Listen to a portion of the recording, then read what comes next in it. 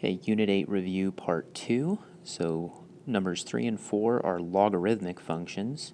We're going to graph those. They take the form y equals a log of x minus h, or a times the log of base b, x minus h plus k, where h and k again are our horizontal and vertical shifts, just like in everything else that we've been doing. Okay.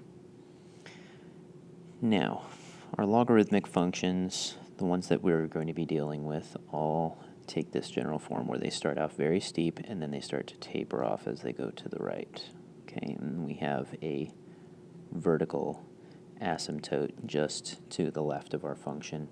And that vertical asymptote is at the horizontal shift. So in other words, it's x equals h is our horizontal asymptote there.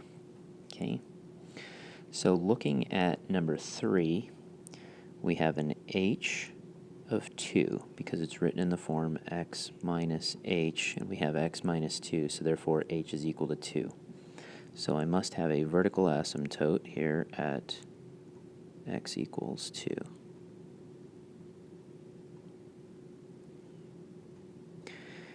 Over here on number 2, because it's written in the form x minus h and I have x plus 6, that must mean that h is equal to negative 6. So I have a vertical asymptote on this side at negative 6 for number 2. Okay. Now I know that I'm only going to have positive solutions. I can only have positive logarithms, so I can only have a positive number inside here, which means that all of my values are going to wind up being on the right side of that asymptote. So the minimum value that I can pick is anything greater than 2. My domain must be greater than 2. X is greater than 2, so I can't pick anything 2 or lower.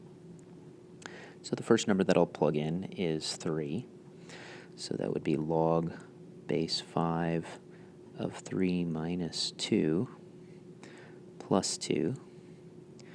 Now 3 minus 2 is 1. So we've got log base 5 of 1 plus 2. Taking the log of 1, no matter what the base is always going to get us 0. And 0 plus 2 is 2.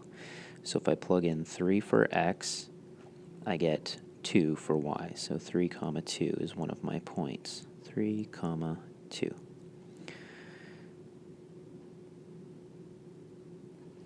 Okay.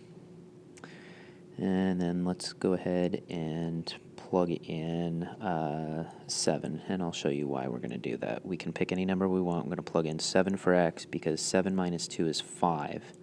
And log base 5 of 5 is 1. So anytime you take the same base as whatever you're taking the log of, same base gives you 1. So log base 5 of 5 is 1.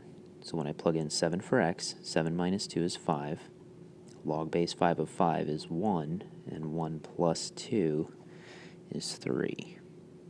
So 7 comma 3. 7 comma 3. And everything else is going to wind up being off our graph or very slim in through the area just to the right of the asymptote. But 2 points is enough for a logarithm because I know that it's going to approach, going to the left, it's going to approach that asymptote but not touch it, and going to the right, it's going to shoot to the right and start to kind of taper off. It will keep going up forever, but at a slower and slower pace. Okay, over here on number 4.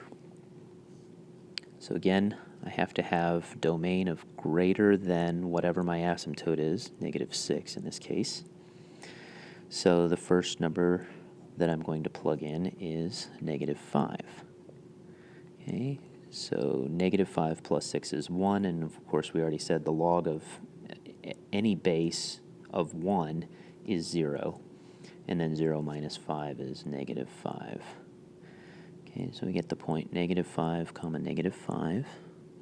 It's down here.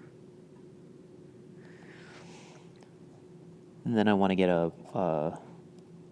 the next easiest one would be to match up the base with whatever's in here. So if I plug in -3, -3 plus 6 is 3. Log base 3 of 3 is 1, and 1 minus 5 is -4. So I'm making these points as convenient as I can. So -3, comma -4. Okay.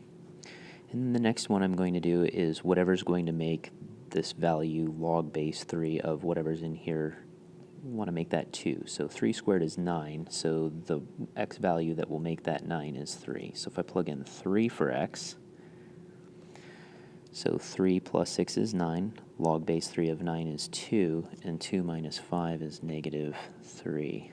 So 3, comma -3, and you can see that we're definitely shooting towards the right now. We've got enough points.